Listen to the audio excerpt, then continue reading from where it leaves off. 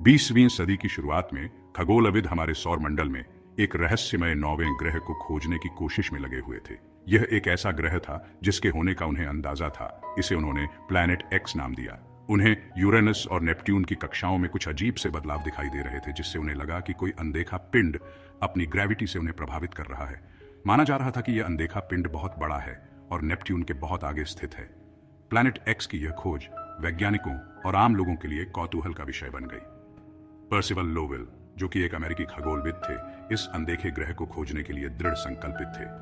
उन्होंने planet x की खोज के लिए ही एरिजोना के फ्लैगस्टाफ में लोवेल वेधशाला की स्थापना की। लोवेल ने इस अज्ञात ग्रह की एक झलक पाने की उम्मीद में रात के आसमान की तस्वीरें लेने में सालों बिता दिए। 1916 में उनकी मृत्यु हो गई, लेकिन प्लैनेट एक्स की खोज का उनका सपना उनके द्वारा स्थापित वेधशाला में जीवित रहा।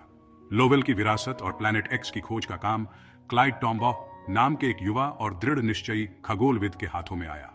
1929 में टॉम्बाugh लोवेल वेधशाला में शामिल हो गए। उन्हें लोवेल द्वारा शुरू की गई खोज को जारी रखने का काम सौंपा गया। एक शक्तिशाली टेलीस्कोप और एक ब्लिंक कंपैरेटर नामक उपकरण से लैस टॉम्बाugh ने रात के आसमान की फोटोग्राफिक प्लेटों की तुलना बहुत ध्यान से की। उन्होंने वेधशाला के गुंबद में अनगिनत घंटे बिताए, किसी भी तरह की हलचल के संकेत के लिए छवियों की बारीकी से जांच की जो एक दूर के ग्रह की उपस्थिति का संकेत दे सके।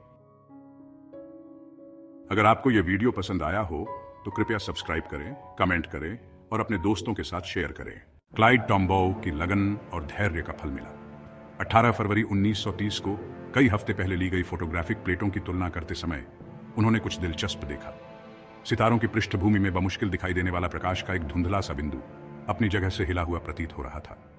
यह सूक्ष्म गति सूर्य की परिक्रमा करने वाले आकाशीय पिंड का स्पष्ट संकेत था, जो नेपट्यून से बहुत दूर स्थित था। टॉम्बाugh ने प्लैनेट एक्स की खोज कर ली थी। इस खोज से वैज्ञानिक समुदाय में खुशी की लहर दौड़ गई और इसने दुनिया भर के लोगों का ध्यान अपनी ओर खींचा।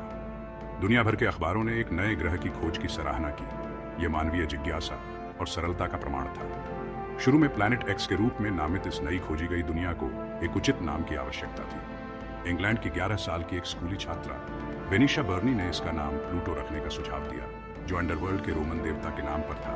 हमारे सौर मंडल के सुदूर ठंडे इलाकों में रहने वाली दुनिया के लिए एकदम सही विकल्प। प्लूटो की खोज खगोल विज्ञान में एक ऐतिहासिक क्षण था, जिसने सौर मंडल के आकार और जटिलता के बारे में हमारी समझ का विस्तार किया। ऐसा लग रहा था कि हमारा ब्रह्मांडीय पड़ोस पहले की सोच से कहीं अधिक विशाल और दिलचस्प था। हालांकि जैसे जैसे खगोलविदों ने इसकी खोज के बाद के दशकों में प्लूटो के बारे में अधिक जानकारी एकत्र की, तो इसकी असली प्रकृति के बारे में प्रश्न उठने लगे। प्लूटो, जैसा कि यह निकला, विशाल विशाल दुनिया से बहुत दूर था, जिसकी कई लोगों ने कल्पना की थी। टिप्पणियों से पता चला कि यह शुरू में जितना सोचा गया था उससे कहीं छोटा था, यहां तक कि पृथ्वी के चंद्रमा से भी छोटा था। इसकी कक्षा भी अजीबोगरीब थी, जो सूर्य की परिक्रमा करने वाले अन्य ग्रहों की तुलना में अत्यधिक अंडाकार और झुकी हुई थी। इन विषमताओं ने कुछ खगोलविदों को यह सवाल करने के लिए प्रेरित किया कि क्या प्लूटो वास्तव में उसी अर्थों में एक ग्रह था जैसे अन्य 8 ग्रह हैं। प्लूटो के ग्रह की स्थिति पर बहस 21वीं सदी की शुरुआत में बाहरी सौर मंडल में अन्य वस्तुओं की खोज के साथ चरम पर पहुंच गई, जिनमें से कुछ आकार में तुलनीय और प्लूटो से भी बड़ी थी। इन खोजों ने एक ग्रह की पारंपरिक परिभाषा को चुनौती दी और खगोलविदों को प्लूटो के वर्गीकरण पर पुनर्विचार करने के लिए मजबूर किया। 2006 में इंटरनेशनल एस्ट्रोनॉमिकल यूनियन (IAU) आकाशीय पिंडों के नामकरण और वर्गीकरण के लिए जिम्मेदार संगठन ने एक ऐतिहासिक निर्णय लिया।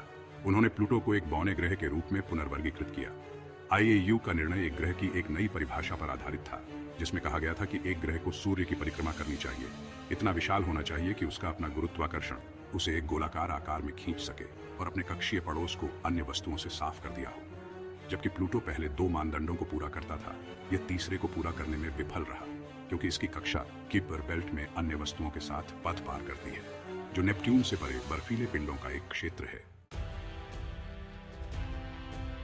भाग 4, न्यू होराइजन्स, अज्ञात की ओर एक मिशन।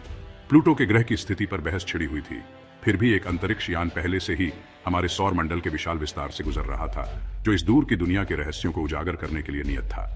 2006 में लॉन्च किया गया नासा का न्यू होराइजन्स मिशन प्लूटो की एक अभूतपूर्व यात्रा पर शुरू हुआ। एक ऐसी यात्रा जिसमें लगभग 1 दशक लग जाएगा। अंतरिक्ष यान अपने साथ अनगिनत वैज्ञानिकों और अंतरिक्ष उत्साही लोगों की उम्मीदों और सपनों को लेकर गया था, जो इस गूढ़ दुनिया के बारे में और जानने के लिए उत्सुक थे। न्यू होराइजन्स अत्याधुनिक उपकरणों की एक श्रृंखला से लैस था, जिसे अभूतपूर्व विस्तार से प्लूटो के वायुमंडल, सतह और भूविज्ञान का अध्ययन करने के लिए डिजाइन किया गया था। अंतरिक्ष यान के कैमरे प्लूटो और उसके चंद्रमाओं की उच्च रिजोल्यूशन वाली छवियों को कैप्चर करेंगे, उनकी सतह की विशेषताओं को प्रकट करेंगे, जबकि अन्य उपकरण प्लूटो के पतले वातावरण की संरचना का विश्लेषण करेंगे और इसकी सतह के तापमान का नक्शा तैयार करेंगे। प्लूटो की यात्रा लंबी और कठिन थी, लेकिन न्यू होराइजन्स टीम ने अपनी गति को तेज करने के लिए बृहस्पति के गुरुत्वाकर्षण का उपयोग करके पूरे सौर मंडल में अंतरिक्ष यान को सावधानीपूर्वक निर्देशित किया। जैसे ही न्यू होराइजन्स ने 2015 की गर्मियों में प्लूटो का रुख किया, प्रत्याशा चरम पर थी। इस दूर की दुनिया का पहली बार फ्लाईबाई का संचालन करके अंतरिक्ष यान इतिहास रचने वाला था।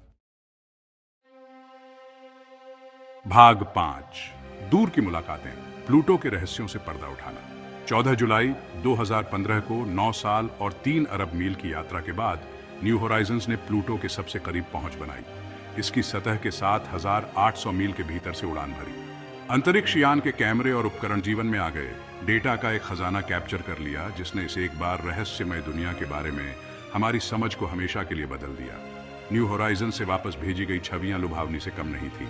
प्लूटो, जो कभी सबसे शक्तिशाली दूरबीनों में भी प्रकाश का एक धुंधला बिंदु था, आश्चर्यजनक जटिलता और विविधता की दुनिया के रूप में प्रकट हुआ था।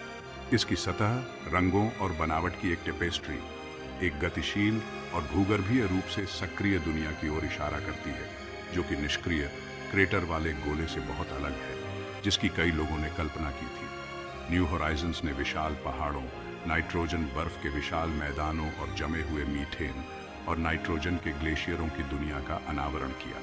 छवियों ने आश्चर्यजनक रूप से युवा सतह का खुलासा किया, जिसमें कुछ प्रभाव क्रेटर थे। यह सुझाव देते हुए कि भूगर्भीय प्रक्रियाओं ने अपेक्षाकृत हाल के दिनों में प्लूटो की सतह को फिर से आकार दिया था। इन विशेषताओं की खोज ने ग्रह विज्ञान समुदाय में सदमे की लहरें भेज दी। बाहरी सौर मंडल में बर्फीले दुनिया की प्रकृति के बारे में लंबे समय से चली आ रही मान्यताओं को चुनौती दी। अगर आपको यह वीडियो पसंद आया हो तो कृपया सब्सक्राइब करें, कमेंट करें और शेयर करें।